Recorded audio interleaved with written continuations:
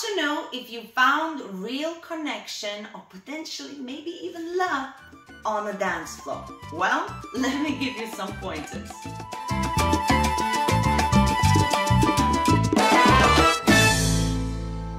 Hello everybody, welcome to my channel. Rasa the dancer is here, and today we talk about connection and love. Now listen, this happens all the time. That's why we're talking about this. People are getting confused on the dance floor. You have the dance of your life and you're thinking, oh my God, I am in love. I found the person I want to be with forever. Well, maybe not in that kind of way, but you do get confused a little bit. So I'm going to give you a couple of pointers that I think is very important to go through before you dive in and get yourself in a trouble in a relationship, and then you break up and then you go back to dancing and you cannot look at each other and you cannot be in the same dancing space and it's a disaster and you can't enjoy your dancing anymore because you got involved with these people and then you feel uncomfortable. Okay, so without further ado, let's see if we can salvage this situation.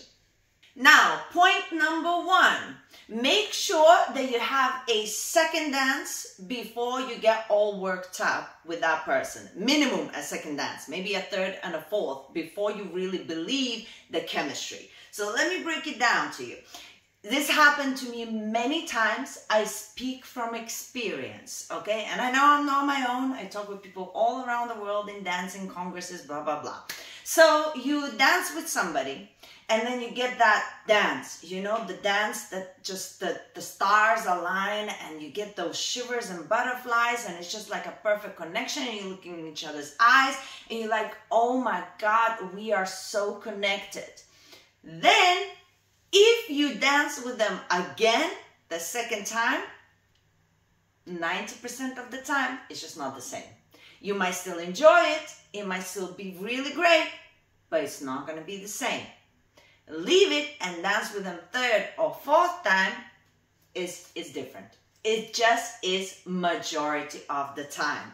So it's very important that just because you had that dance with somebody and you have that connection, you don't start thinking that, oh, maybe I should go ask them on a date or whatever. No, give them a second, a third, and a fourth dance, and everything will be much clearer. The pool will be smaller, you know? So make sure you have those dances. And then when you have those other dances and you still feel the chemistry still like, wow, then it will bring us to the point number two. Okay, so point number two, you still have chemistry after dancing with them many times. Then what I recommend is having a conversation on the dance scene, wherever you're meeting, you know, them by accident or whatever. Have a conversation on a side, maybe at the bar, maybe, you know, on the side of the dance floor, maybe somewhere like in the corridor, before the classes, after the classes, whatever that might be. Now have a conversation, just a random human-to-human conversation. What you up to, blah, blah, blah, how often you dance, ram-pa-ram-pa-ram-pam-pam.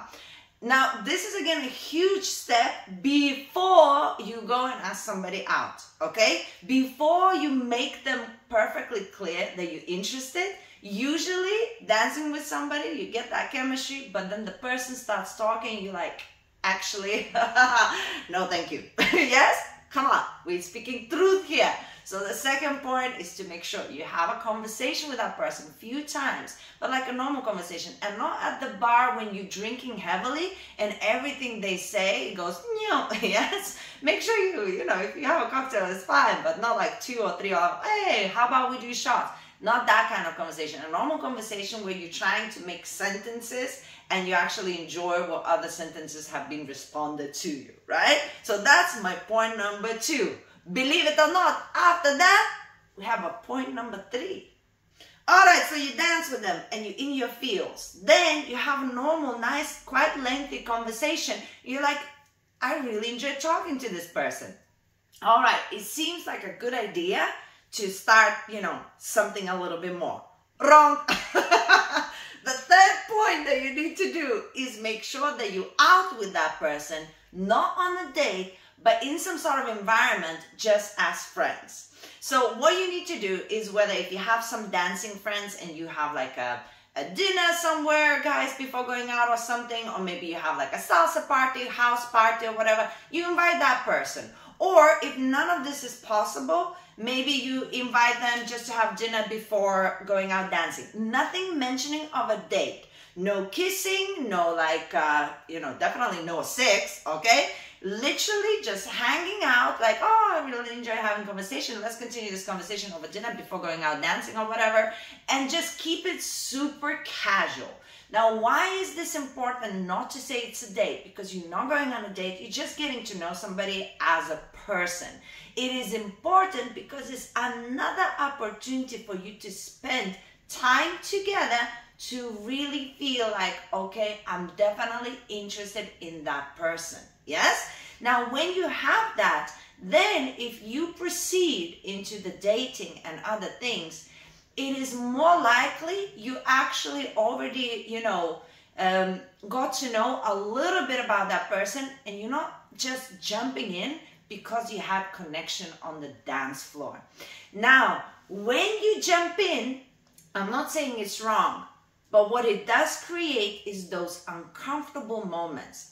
If you dance all the time and you start dating all the time, people from the dance floor, it is uncomfortable. People talk, people will know who you date, people will talk about if you had sex, not everybody's a nice person to keep it quiet, then you can't see, or maybe they did you wrong, you can't look at them now and on the dance floor. So it's just taking these steps to really actually be interested in the person and not just the chemistry you felt on the dance floor. So then it's not guaranteed it's gonna work out, but at least it's guaranteed that you are picking somebody that seems to be a nice person, and it's less likely you're gonna hate them afterwards if it doesn't work out, and you can still coexist on the dance floor.